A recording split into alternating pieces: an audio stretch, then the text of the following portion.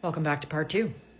So, some more points. The Conservative Party here, we support the privatization of crown corporations that compete directly with comparable services from existing private sector institutions. It's basically meaning they want to privatize social services. So, healthcare, pension, employment insurance, all of the services that governments provide to people who have less than we do, they'd like to privatize that because it's a possibility. They support the creation of an independent chief scientist who would advise and report to the government on scientific matters. They support relaxing foreign ownership rules on Canadian industries in concert with our major trading partners in the telecommunications, broadcast distribution, and airline industries. We believe the government should conduct an immediate review to determine whether to reduce or completely remove these rules. So we have rules in place to make sure that foreign ownership does not dictate what takes place in our country. And he literally wants to relax rules on foreign investors coming into Canada. Wonder why that is. Has he got any friends that might be foreign investors? As well as this, energy independence is key. Securing right-of-ways and permits without successive environmental assessments will enable Canada to develop integrated national resource and utility infrastructure corridors across Canada. Resources will have access to international markets, and Canadians will have stable and secure access for their resource and utility needs across Canada. Without successive environmental assessments. So you just want to build and destroy and create without discussing any negative effects to the environment or any negative effects to the Indigenous peoples of this land. I'm not sure how I feel about that. Let's get into freshwater. In recognition of freshwater as a critical resource to the future of Canadians, we believe that there should be an investigation into the protection and security of our long-term freshwater resources as they pertain to exportation as a commodity. So we're going to start exporting our freshwater now? Is that what's going to happen? Side note, we also recommend or recognize the need for improving security and improved relations with the United States and recommends that the feasibility of a North American perimeter be studied. Why do we need to study the North American perimeter? Why do we just not studying Canada's perimeter? What does the rest of North America have to do with our country and our conservative policies? Let's delve into healthcare a little bit. Flexibility for the provinces and territories in the implementation of health services should include a balance of public and private delivery options, again, with the privatizing healthcare. Now, the Conservative Party supports conscience rights for doctors, nurses, and others to refuse to participate in or refer their patients for abortion, assisted suicide, or euthanasia. The government will work with provinces and territories and professional medical groups to develop a national palliative care strategy and adopt appropriate legislation to provide timely and equitable access across Canada to palliative care, which affirms life, regards dying as a normal process, and excludes euthanasia and assisted suicide. So for any of you that are aware of what MAID is in Canada, it's a program that has been designed to allow patients and their families to communicate with their doctors and specialists to determine that if they are in fact in case of a life-threatening disease, something that cannot be cured, that person's right to suffer, they have the right to make that decision so that they're no longer suffering. And MAID helps with that. And they are basically saying that euthanasia and assisted suicide are wrong and that these people should be made to suffer for no reason. Now, I understand that's going to be a moral issue that some people are going to be conflicted on. If you're conflicted on something like that, I think it should be left to the families and the doctors to decide. I don't believe it's something that the government should be making a decision on. If you don't want to do it because you don't agree with it, totally fine. But I don't think the government should be overstepping and telling people what they should and shouldn't do.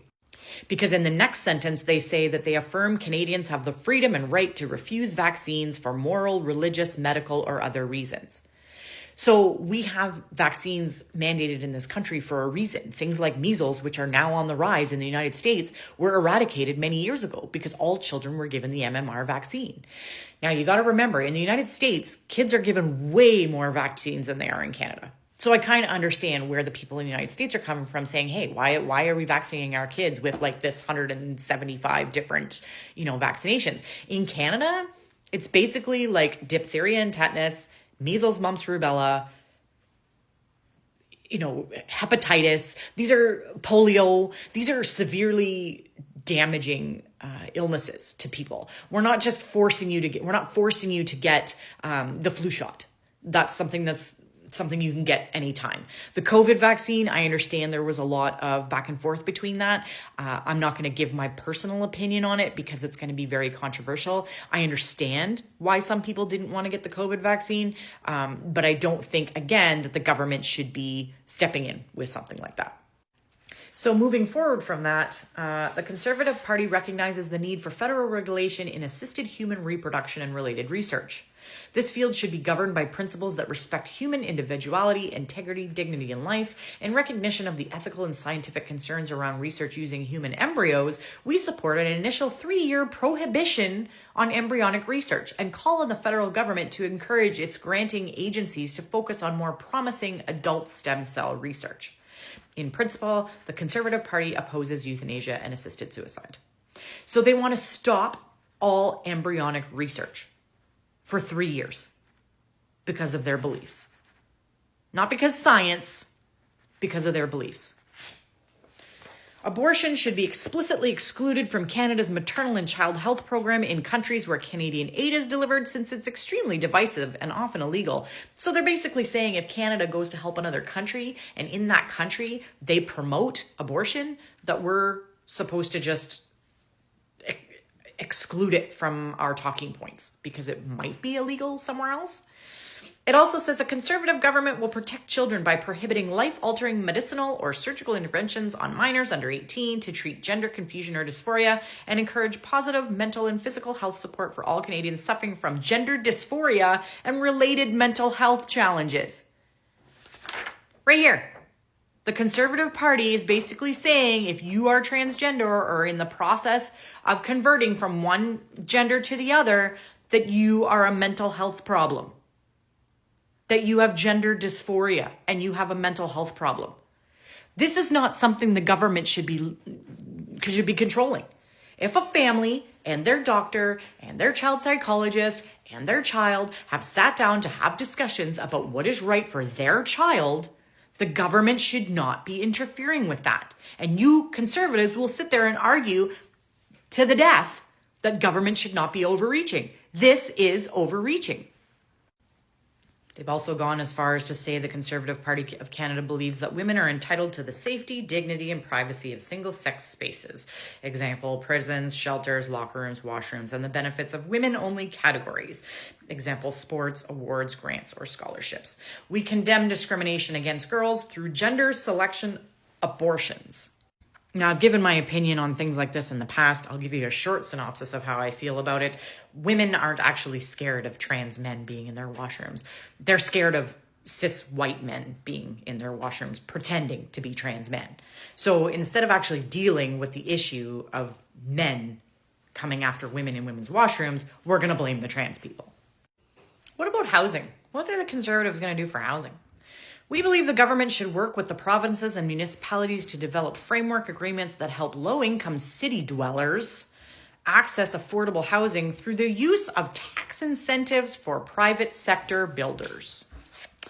The government should create an environment that encourages private sector investment to increase broadband infrastructure, especially in rural and remote areas of Canada. Right. So you want the private sector to take care of all the infrastructure in rural and remote areas of Canada to make a monopoly in those areas. Good grief, there's a lot in this document. Stay tuned for part 3.